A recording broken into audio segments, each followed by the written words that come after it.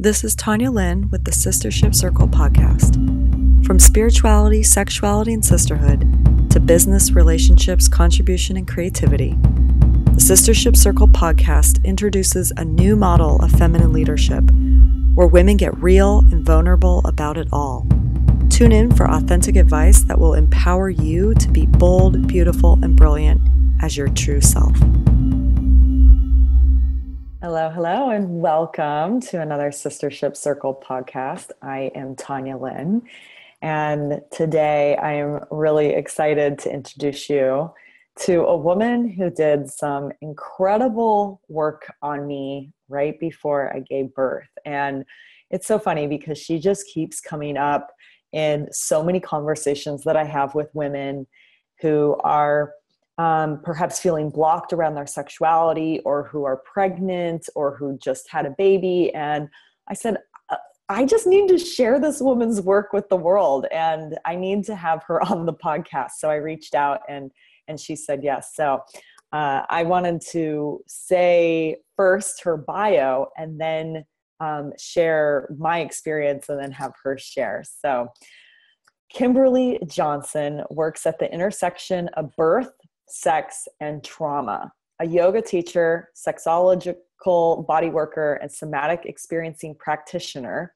she uses a process of internal mapping to help women heal their bodies, minds, and spirits.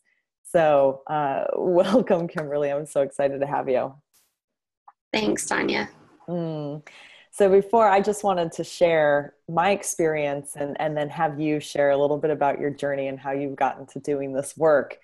I was about to give birth, and it was literally, I think the day before I went into labor, I met with Kimberly. But I had like 3 different women that weekend say, you need to go see Kimberly. You need to go see Kimberly. And I'm like, okay, I got it. Thank you.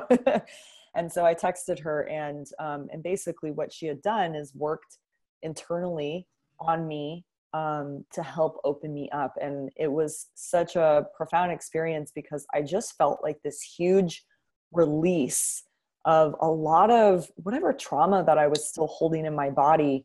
And particularly, I mean, we worked inside of the vaginal walls, and then the next day I went into labor. And so it was just such a profound experience. And then after my birth, she worked on me again, and really helped to soften and loosen all of the scar tissue. And it's so interesting because a lot of women say that they have a hard time having sex after birth, and there's a lot of trauma around that. And I honestly believe it's because of the work that I did with Kimberly that made that so much easier for me, and really helped actually move me through some of the trauma from the birth. So anyway, I am so excited to talk about this because it's something that I don't think we talk enough about. So Kimberly, I just want to have you now take the floor and share a little bit about your work and what you do, and then we'll dive into this topic. Thanks, Tanya. Well, I spend a lot of my time working with women, and I'm a body worker, so I really believe that things that happen in the body and are embedded in the body sort of need touch in order to resolve themselves. And particularly in the territory, the yoniverse, as some people like to call it, there's so much that's either happened there or been stored there. And in order to maintain our own sovereignty and our ability to really track our true desires, it can be powerful to have a witness, an external witness that's not a medical doctor, and so there's not a diagnostic point of view, and that's not a lovership, so that there's no kind of presentational element to it, that it's just really a witnessing experience.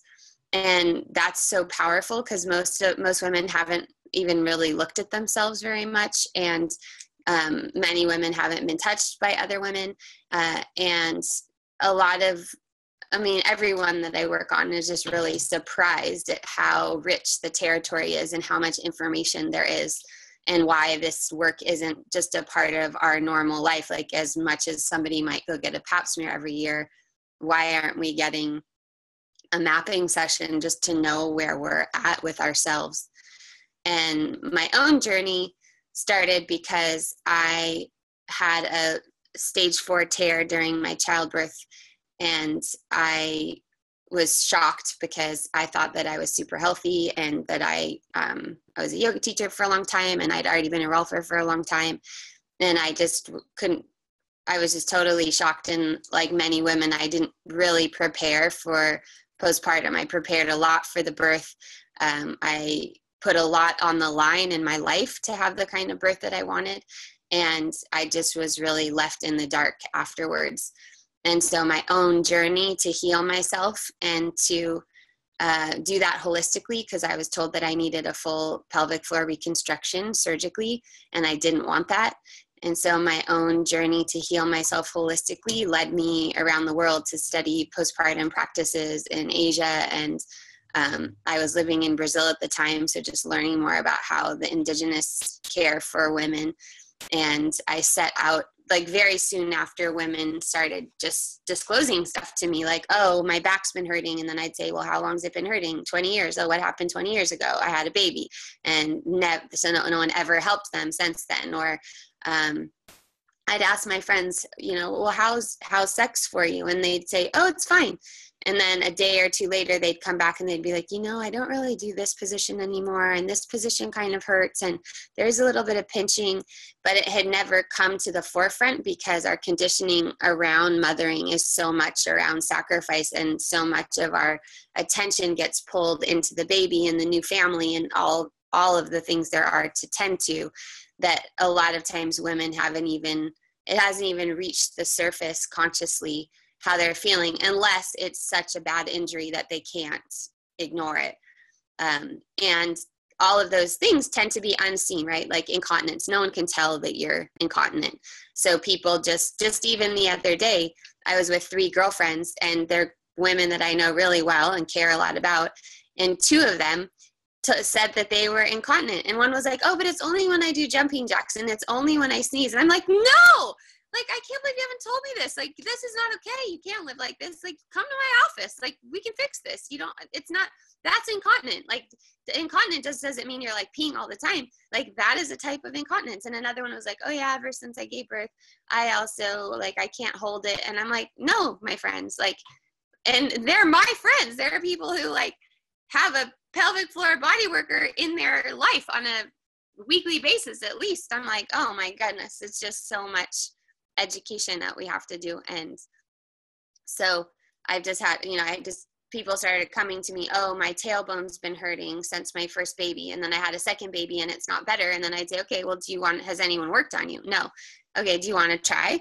And they would say, okay, like, let's try. And then it would get better after half an hour of internal work. So as women, we just have these internal spaces where all the muscles are moving, all the nerves, everything is connected there. There's actually muscles that are rotators of the hips that you can't even get to unless you work internally.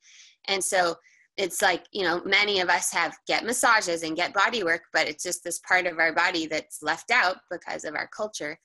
And I really think there's a lot to gain for all of us if women can tend to this part of their body. Absolutely. There's so much that you said that I want to go into. And so thank you for all of that. And first, I just want to clarify that word, incontinent. So that means that could you just give the definition of someone who might not have heard that word before? Sure. So if you have urinary incontinence, it basically means that you're peeing anytime that you're not trying to, but not all the time. So like if you sneeze, you might pee. So that's called stress incontinence, or if you jump.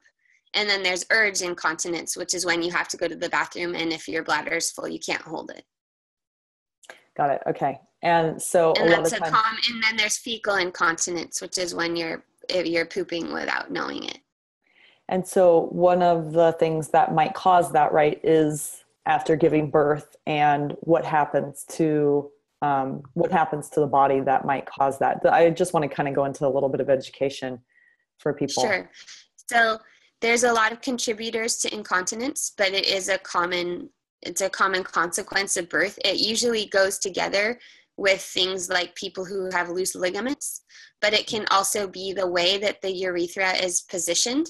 And so the pelvic floor is like, this web, and I'm showing you something that's three-dimensional, but it's still kind of flat, but it's like a spider web. So it's going in all different directions and interconnecting. And if one of those fibers gets pulled in a direction, then everything's affected by it. So like if you pull a thread on your sweater and you pulled it, you would see the pattern go through the whole thing. And so if scar tissue can be part of an incontinence situation, there's a lot of different things that could contribute, but it's very common for me to work with someone who's had incontinence after birth, and in one session it will go away, because it's really just giving the tissues a chance to soften back into the place that's more optimal in their position. Thank you. So I think the first thing that's probably coming up for people listening to this is, wait a second. So Kimberly, you go up into my vagina and work on me. Okay, that kind of freaks me out, right? I think that would be the typical societal, there's just so much fear. I don't know if I could have someone do that to me. That feels a little weird. Can we talk about that piece and help to dispel this myth that this is like a weird, unconventional taboo thing to do? Mm-hmm. Well, I mean, it is weird and unconventional, but it is also, it's our future, basically. Like if we want to emerge through childbirth in one piece, whole as women, so that we can be the best mothers, creative selves, partners that we can be, this work needs to be a part of it. And, if, of course, there's so many layers of shame and trauma and safety. It's one of the reasons that I became a somatic experiencing practitioner, so that I have 4 years of trauma training under my belt. Not every person who comes to me on the very first session gets internal work, even if that might be what they want. Sometimes people come to my office and they're so activated, and it would be re-traumatizing to actually work on them internally before they have more stabilization in their nervous system. A lot of birth injuries happen because of birth interventions. And so that part of the birth story needs to be worked through before I go into the territory. It's intense for everyone. It's just intense. And I totally respect that. And like, I have a client right now who needs anal work because her scar tissue's through her perineum into her anal sphincter. And I just told her during the last session, like I didn't tell her that right away. And I told her in the last session, I think we're going to need to work on this internally, but I want to tell you now, so you have like a few weeks to digest that and see if that's something that you want to do, and prepare yourself for that experience. A lot of people come in, I don't know an analogy at the moment, but even when I go to get internal pelvic floor work, there's a bit of trepidation. It's not like I just go get it and I'm like super excited about it. I mean, there's an element of me that is, because I know how powerful it is and I know how effective it is, and I want that information and I want that healing. But it still does feel like you're walking into another world. And especially if someone has a history of abuse or trauma, then those boundaries have been violated, and there has to be a boundary restoration. And sometimes that's in the nervous system. It's not like your rational mind is afraid because you're telling yourself, oh, I know this person, she's trustworthy. A lot of people come to me because of my own experience. They feel like they can trust me because I've been through it, and they're really holding on to my recovery as their hope. Like they ask me over and over, so you really had a prolapse and it's really better? And I'm like, yeah, I really had one and it's really better. It takes time, and it's taken a lot of dedication, and it hasn't been a linear path, but yes, it is. I am 100% better. So there's a lot of work and trust building to do that can't always happen in one session. Something that you said earlier that I want to go back to is the piece that I think I mean, it's just in general, you know, there's not a lot that's said about postpartum and some of the things that can happen during birth that are really affecting your body. And one of the things you said is 20 years later, you had a woman who was having this injury that you can actually map back to the birth. And I've heard this from women, 2 to 3 years, their back goes out and they go and see someone and they make the tie that it actually had to do with their birth. So I'd just like to have you talk a little bit about this, because I think there's probably a lot of women who are mothers now who might have some back issue or something that they're not actually relating back to their birth. And so I don't know, anything that you want to share about this, because I think this is a really important piece. Yeah. So we're talking about a lot of serious stuff, but like, here's the good news. If women are supported and they rest for the first 6 weeks after they have a baby, and they get the care that they really need, which is basically they need to not be moving around. They need food delivered to them. They need body work on a regular basis. They need a peaceful home environment. They need to feel stable. And if we can, as a community, provide that to new mothers, then we won't be seeing these long-term effects. And you mentioned back pain, but there's also a lot of autoimmune disorders. A lot of women are getting autoimmune disorders at 4 months, 6 months, 1 year postpartum. And the amazing thing in both Chinese medicine and Ayurveda, this period is called, in Chinese medicine, they call it the period of the golden month, or sitting out the month. And in Ayurveda, they call it the sacred window. And they believe that this time is so powerful that you can heal a lifelong illness. So you can embed your system with strength, or you can create a lifelong illness, depending on what the circumstances are. So that's why they suggest both Chinese medicine and Ayurveda is like, keep the mother warm, keep her feet covered, keep her head covered, eat warming foods. There's a vacuity, there's an emptiness in the belly where the baby used to be. Don't let anything occupy that space. Some cultures do 30 days of vaginal steaming postpartum because it keeps that area clean. It keeps it, the stitches, which can be really hard to clean, it keeps them aired out. The steam is with herbs, and those herbs permeate the vaginal mucosa and permeate the whole system. So if we really care about women and we tend to them as new mothers, then we have a chance to actually create more strength and more health and more resources in the system. But what we see is the exact opposite. We see women getting decimated by birth, basically, because they've got the ticking time clock of return to work. So the time's ticking and they know, okay, I have to go back to work. So that's creating stress. Birth scenarios in general are not conducive to women's empowerment. They're just not. I mean, the majority of women who come to see me definitely have birth trauma, whether that's from independent of the kind of birth they chose. So most people think, well, I chose a birth center, or I chose a midwife, or I did this, and so therefore I won't have any birth injuries or birth trauma. But if we really understood that these injuries, they can be healed. Like, I get so frustrated because women come to me and they've been to their 6 week, I mean, a 6 week, let's just say this, a 6 week doctor visit or midwife visit is a pathetic excuse for postpartum care. And most of the women that come to me, they've had like a 5-minute check.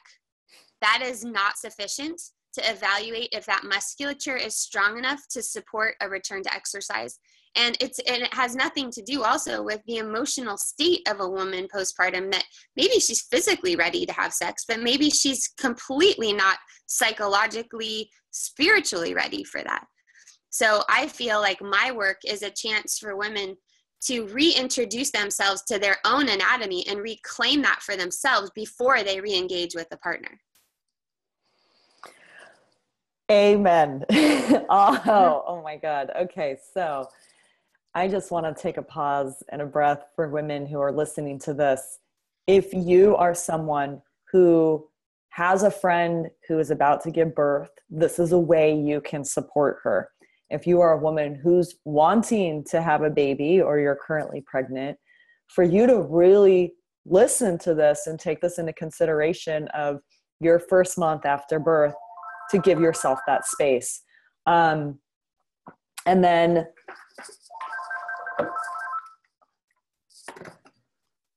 if you, I mean, this is so big of how we are creating a new culture of supporting postpartum as a society, as a community of women, like to actually support each other. I remember after my birth, it was so hard for me to take the 40 days and receive. And I think that's what it comes down to is, and I had a whole plan of people coming and bringing me food and having body work and these different things for the first 40 days to try to not do anything. And it was really, really difficult for me to not do anything, but I tried to do that like as much as possible. I didn't leave the house pretty much for a full month.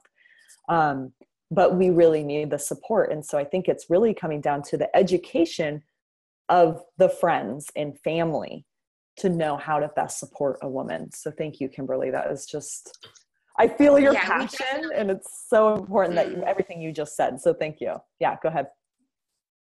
Well, it's over our life cycle. You know, if we had been taught and we lived in a space where during our period, it was okay for us to rest and we gave ourselves a day off or 2 days off, then we would already have this somatic learning of a rise and a fall. Like during part of the month, we're softer and we rest. And then during part of the month, we're more active. And then when we get to menopause, if we actually respect postpartum, we'll know what that's like to also have another lull in our rhythm. And we've just bought into this superwoman ideal that's like, you just keep going and you don't stop and you don't let birth get you down and better for you. I mean, I see people at freaking Pizza Port with their 2-day-old baby. And I'm like, who thought that was a good idea? Like, it's not good for your baby, but it's not good for you. Like, it's terrible. It's terrible to be in an environment because the reason why can we heal a lifelong illness during this time? I mean, that's pretty incredible. Like, if you had a history of migraines, you could heal it. Why? Because the system is so open. Because we've just opened ourselves in every way. Physically, mentally, emotionally, spiritually, sexually, relationally, our field is so open and exposed that there's a power in that liminal space. But when we take that and we ignore it and we pretend we are who we were before, and we're not able to let go of that identity and allow ourselves to be in a middle ground, then it takes so much longer on the other side.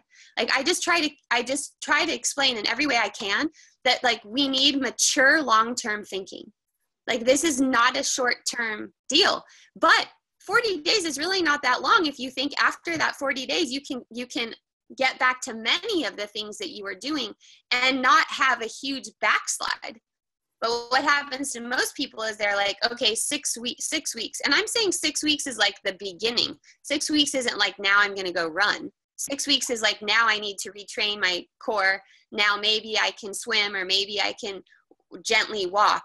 But then what happens is, okay, so 6 weeks, I got my checkup. Now I'm having sex. It hurts, but I don't want my husband to get impatient. And I know I should be doing it. And I want to be multi-orgasmic. And I don't want to lose this part of myself. And I should tend to my relationship. So you're there. And then you're like, and I need to run because I want to lose this weight. I want to wear my old clothes. And I'm tired of being like this. And then what happens? 4 months. And they're in my office with a prolapse. And they don't understand that it's related. And they're exhausted because it all takes a lot of energy. So how we rest, I mean, in my book, there's 5 key components to postpartum healing. And the first one is rest. Without rest, the rest of it cannot happen. You can eat the best food in the world. You can have the best spiritual companionship around you. You can have contact with nature. But if you don't have rest, your body cannot heal itself. So everybody in our community has to support the woman in resting. Short visits, take care of chores, people need to have their eyes out for what the real needs are. I mean, I have clients that I'm a doula also. And so I have clients that I'll call them and they're like, their relatives just came and stayed for 6 hours. I'm like, your baby's 8 days old. Like, you must be, and they're exhausted. And then they have a meltdown because the next day they have a pediatrician appointment and they go to the pediatrician already exhausted because they were up for 6 hours talking and entertaining. And then they have a meltdown at the pediatrician, which makes the pediatrician think, oh, maybe they're depressed. And then, oh, maybe they're depressed. Maybe they need an antidepressant. And it's like, people, this is not a women's mental health problem. This is a societal deficit where we require something that is superhuman of women. We require something that is beyond our organic capacity. Can women do it? Yeah. But don't we all know that? I mean, that's what I'm like. I know I can do a handstand with a 9-month-old belly. I know I can do, but why? Why do I need to do that? What am I gaining from it? And what do I have to lose?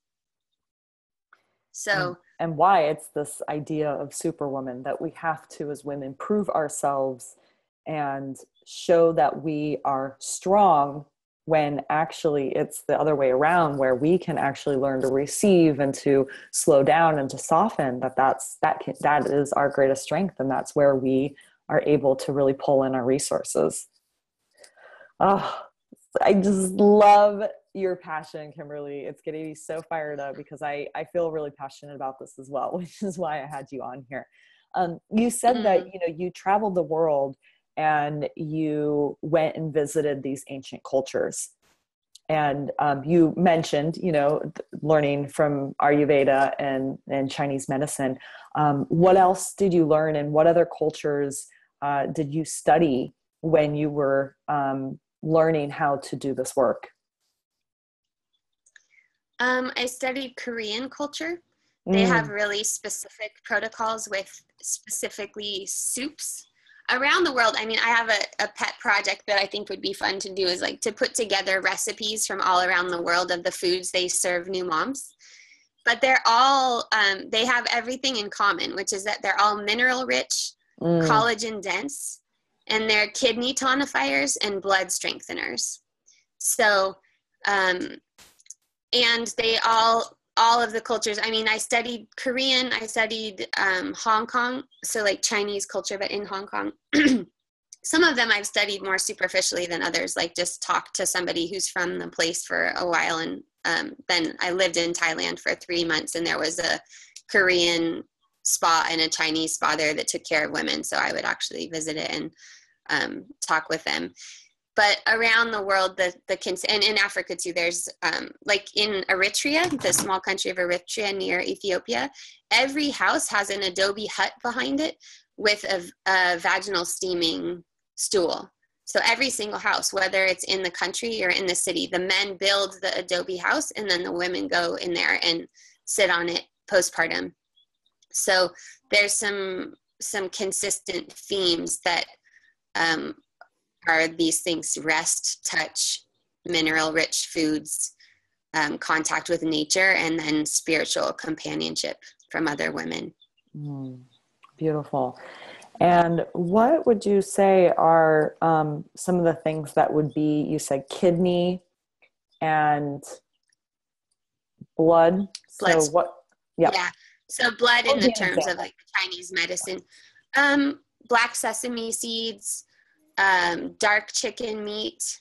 A lot of times there's, like in Korea, a lot of the soups have different kinds of seaweed in them. They're all very mineral rich, bone broth based, so that you're getting the collagen in the marrow.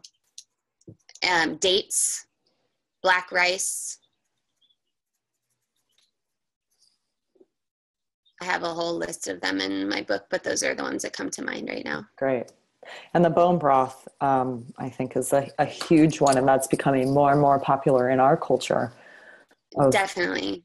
Using that postpartum. Yeah, and I think it's easier because there's actually services that make it so you can have it delivered to you if you don't want to make it. It's not hard to make, but it takes a while and it smells, I think. So some people just like to have it delivered, and then, having that throughout the day. And fats. I mean, the fats that are there. And then like in Ayurveda, they say 2 tablespoons of ghee per meal, because the fats are one of the crucial parts of rebuilding tissues.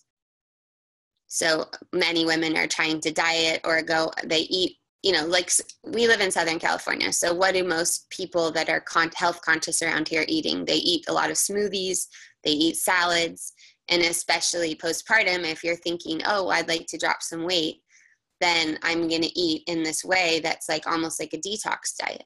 But those are the exact wrong foods that you need for postpartum, because you need things that are warming your system. You need to make your digestion easy so that elimination is easy, so that those tissues can repair and you're not having to push anything out and create hemorrhoids or worsen them. And you need to be like in Taiwan, the first 2 weeks are all elimination soups, so that the lochia, the blood that's still there, can get washed out.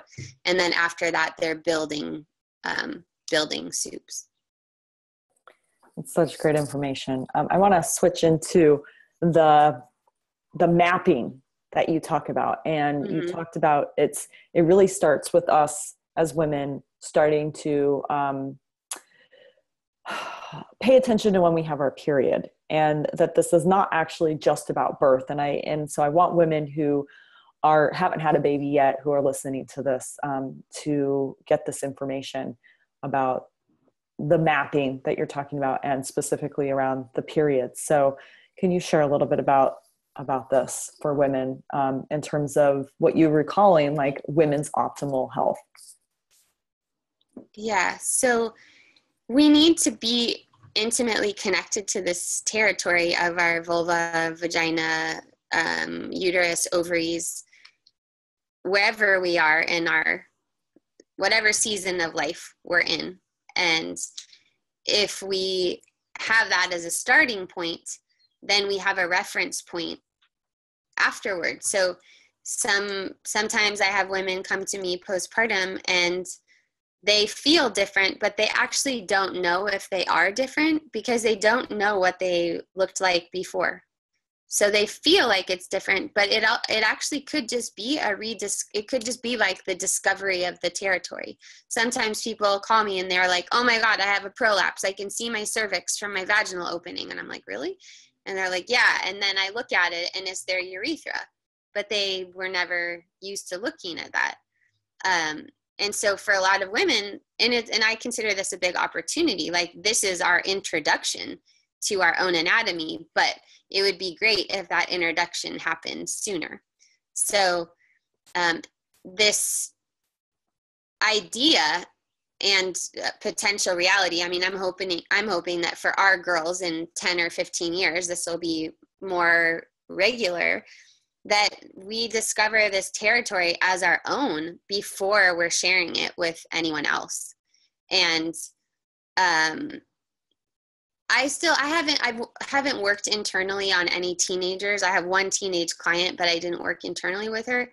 I'm not really sure how that looks, but I definitely think a process like vaginal steaming could be really powerful, because there's contact there and you can feel the heat and you can feel it moving inside you, and you can at least have that experience before you're with someone else. And, painful periods are something like PMS is something that's just considered normal here. But in China, that doesn't even exist. It probably does now in modern China, but there's a book called Reflections of the Moon on Water. And it's a Chinese woman who's an obstetrician who lives in Toronto, but she lived in China for the first half of her life. And she's talking about how like PMS and hot flashes, those aren't like things in China. Those are just considered imbalances. So I think that as Americans, we really just accept like, oh yeah, you're bitchy, you have PMS, or oh, you've got debilitating cramps. But those are not foregone conclusions. There's information there for us about how our system is functioning, and it reflects our overall vitality. So that's a real Taoist kind of belief, but I found it really to be true, that how our cycles are and how our relationship to our sexuality is pretty much reflects how our overall health is. And, you know, when you're in your 20s, you might not really see that happening, but you get into your early 40s, and if you really abuse that in your 20s and you didn't take care of it, then it's going to be a much bigger deficit, because you're on kind of borrowed credits. So the more that we can begin this process of self-knowledge and to me, I wish that it's been so much more effective than, in a lot of ways, like what I thought my spiritual practice was, because it's actually coming into contact with the territory, with this physical body that has a lot of wisdom and a lot of information to offer, but oftentimes doesn't have the chance to offer itself. And if we don't know how to communicate that with ourselves, how are we going to state desires to a lover? How are we going to be truthful and powerful with someone else when we don't actually know what that experience is like with ourselves, if we can't hear that voice ourselves?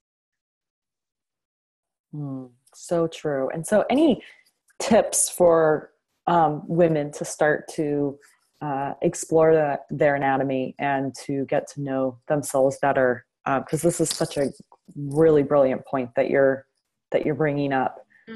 Anything that you would suggest? Oh, I mean, I have a million things, probably like you do, Okay, right? Like you have three. A very vast toolkit. Well, it sort of depends on the person and what they're working with, but for sure, looking at yourself in the mirror, it's surprising how challenging that is for a lot of women, and how many of us haven't ever even done that. So that's the first step. I think everyone should have a photo of their own vulva, because, you know, a lot of times postpartum, like I said, people are thinking it looks really different, but they really don't know what it looked like before. And I also think that it's helpful to take that into a birth, so that you can hand it to your practitioner. And if you do need repairs, they can see what you looked like before and what you might want to return to. I teach a whole class on, it's called Forging a Feminine Path, an empowered conversation of women's spirituality and sexuality. In that class, every single day, we do something that's about this, that's about looking at how we construct our sexuality and our spirituality. So that you asked me for 3, that was 2. Is that an online course? Or? I mean, I think it is an online course. Okay. Yeah. We'll put the link to that on the show notes. So go ahead. Okay. Yeah, that's an awesome class. I mean, that class is like crazily powerful in a way that I had no way of anticipating. I put it together, and every time I teach it, I've made it longer. First it was 3 weeks. Then the next time people were like, it's not enough time. I made it 4 weeks. And then people are like, it's still not enough time. And then I was like, all right, forget it. Like, basically this is infinite material, because the material is so in the shadows that it's a revelation. And of course it's going to feel like it takes forever to digest and to integrate, because it's like, it's basically the societal shift that we're moving into. But I mean, I've had women in that class who had a hysterectomy, and then as a result of that class, they thought they couldn't have orgasms because they thought their organ of orgasm was their uterus, and since it was taken out, they thought they couldn't have orgasms anymore. And then they learned about the clitoris, and basically like learned that they could have orgasms again. And for women, it seems to be that the information really translates into the possibility of physical experience. So like sometimes just learning about female ejaculation, already like very soon after that, a woman will experience it. It was just not even knowing that was possible didn't facilitate that as an experience in the body. That is and so yeah, right. And so that's why we get so much out of sitting in circle and talking with other women, because we hear about all of the possibilities and all in the manifestation of strong archetypes in one that you're like, oh, that's kind of underdeveloped in me, and I see that in this other person. Oh, that's possible, and that's what it can look like. So yeah, it's a big conversation. And I think going to a practitioner, finding a sexological body worker, or finding a pelvic floor physical therapist, like there's really none of us should be in our 30s without ever having a some pelvic floor physical therapy, at least to check it out, because basically what we know about pelvic health is do Kegels. And I'll tell you, most people are not doing Kegels when they think they're doing Kegels. I know, because I check it out and I help them learn how to do them. But like that is not a panacea for pelvic health. Like, just do Kegels, that's not sufficient.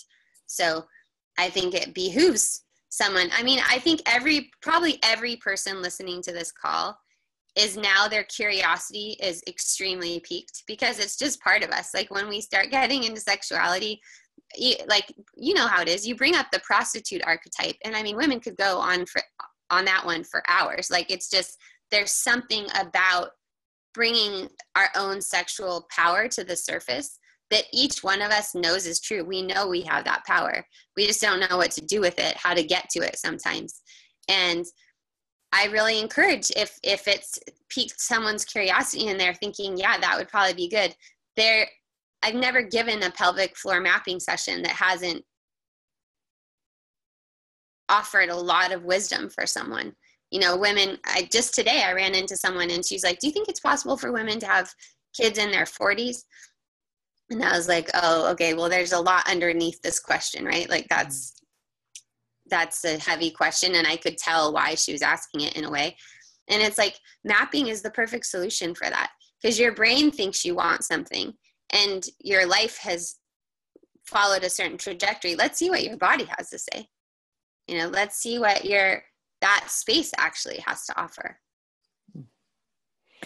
Our bodies are like the undiscovered, it's like, here it is right with us all the time, and it has all the information we need, but we've used spiritual practice to distance ourselves from it. We've used all these things. We've used, all different ways to try to understand, but we haven't actually found a tool to get directly in contact with that intuition or that space. Yes, I'm feeling that myself, of like, wow, there is so much here for us to explore as women, for us to know, to be educated on. And I just love that you are like this encyclopedia and just this master teacher on this amazing information. So thank you. One last little logistical question, and then we're going to wrap up here, is you've mentioned vaginal steaming a few times, and I know someone can just Google it. Do you have a resource that we could put in our show notes here for people of how to create that? Yeah, I really like, so check out steamychick.com. Okay. She's in LA, and she will give you a consult on you can take a little quiz on her site and find out which are the herbs that are best for you.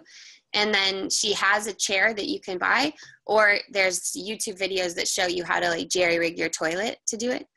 I've mentioned it a lot just because I've been exploring it more recently, and then also learning Kelly, the woman who's the Steamy Chick, she's like the world's leading expert on vaginal steaming. And so she's got all of the historical references, and it's crazy. It's like everywhere in the world, there's a tradition of vaginal steaming, like from Palau, like a small island in the South Pacific, to Turkey, where they steam with goat milk and parsley after birth. Like, there's just like everywhere that women are caring for women, it's happening. And it's like, when women are not caring for birth and not caring for women, then this stuff just kind of falls apart. Wow. Kimberly, thank you. I think we can literally go on all day on this. And it's so amazing. I can't believe it's already time to close. And so in closing, is there anything that you'd like to leave us with? And we're going to have your website and this class and different things on the show notes here, but anything that you want to leave us with today, or the women who are listening, to just kind of wrap it up.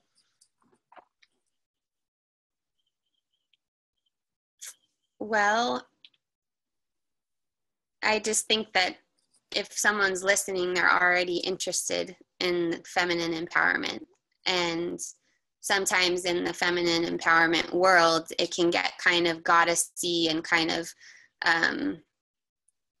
spiritual, and we can use those things either to connect more deeply to ourselves, or we can use those things to distance ourselves from pain. A lot of times a response to internal chaos or internal pain is to become spiritual or to develop external practices. And I think that if we can bring the body into it, and one way to do that is through body work, we just potentiate the practices like times 100, like everything that you do. And the reason I know is because I had sexual trauma in my past, and my response to that was to do a lot of meditation and a lot of yoga practice for years. For 12 years, I did like 3 hours of practice at least a day. And it wasn't until I had a baby and I was forced into a direct experience with pain in my body that I began to see how those tools were actually taking me farther away from what I was trying to get to. And now I can return to practice from a place where my nervous system is more organized and I don't need practice. Practice is not my antidepressant. I'm not doing that to get myself out of a situation. I'm doing that to just exactly for what the practice is meant for. And so I find that a lot of women that are drawn to feminine empowerment and drawn to like goddess-ish work, what's, sacred feminine, have trauma. And because trauma makes us sensitive, trauma makes us very perceptive humans. And so that engenders an ability to touch into many realms. And I would just encourage, because I see women who are younger than me, and it's like, I just wish that they would have found some tools earlier so that they could have a richer practice and a richer experience with their body earlier. So I really recommend somatic practice, like, somatic therapy, vaginal mapping, as ways to get in touch with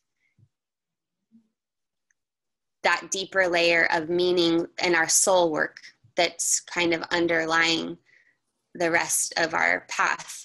And I also encourage mothers to find someone who can work with them on their birth story, because even if you don't consider that you had a traumatic birth, there's almost no woman that I've ever met that when you start to talk to them about their birth story, there aren't huge gems there waiting about discovering who they are and the dynamics of their relationship with their child, their relationship with their partner. Birth just brings up a lot of our soul work. And so I know sometimes people reach times in their lives where they don't know which direction to go, or they want to go deeper, but they're not sure how, and nothing's quite working. And the birth is actually a really good place to start, because it tends to be a bit of a keystone, where if you can get into that keystone, it shimmies a lot of other things to the surface that you can work with.